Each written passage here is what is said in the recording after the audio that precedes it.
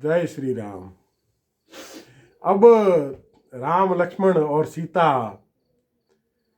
चित्रकूट से निकले और महर्षि अत्रि के आश्रम में पहुंचे। महर्षि अत्रि ने कहा कि यह सती साध्वी अनुसुईया है, जिन्होंने 10 वर्ष का कठिन तप करके अकाल से त्रस्त इस क्षेत्र को फल फूल आदि से युक्त कर दिया था। उनके तपोबल से वह कार्य संपन्न हुए हैं जो असाधारण है। विदेह कुमारी सीता को उनके पास जाना चाहिए। राम जी ने संकेत किया।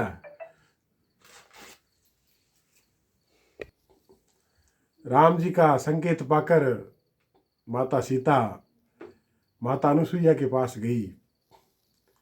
माता अनुसुईया ने सीता जी को पतिव्रत धर्म का सुंदर उपदेश दिया और उसके साथ ही दिव्य आभूषण और वस्त्र आदि दिए और कहा कि हे सीते, यह कदापि किसी भी अवस्था में मलिन नहीं होते, इन्हें मेरे सम्मुख धारण करो। सीता जी ने उन्हें धारण किया। फिर अनुसुईया जी ने उन्हें राम जी की सेवा में भेज दिया कि पुत्री, अब संध्या काल व्यतीत हो रहा है, रात्रि में अपने पति की सेवा करो।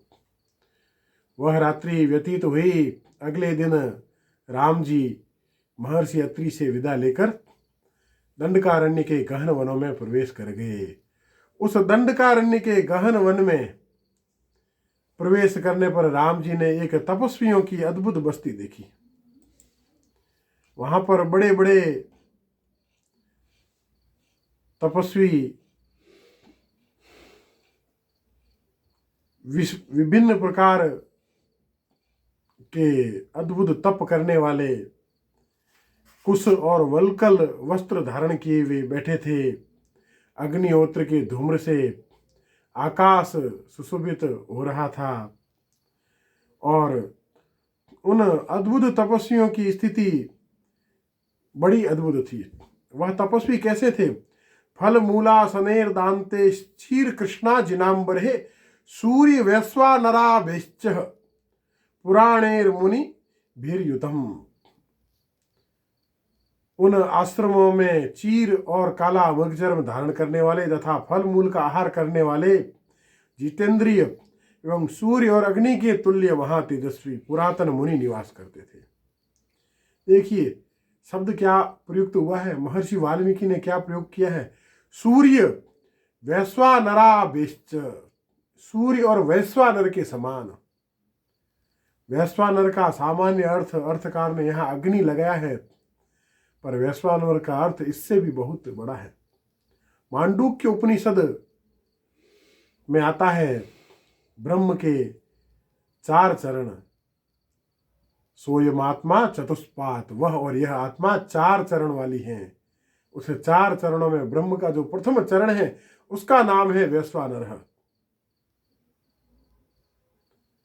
यहां पर वैश्वानर शब्द आया है, गूढ़ अर्थ है, इसे पृथक से समझना चाहिए।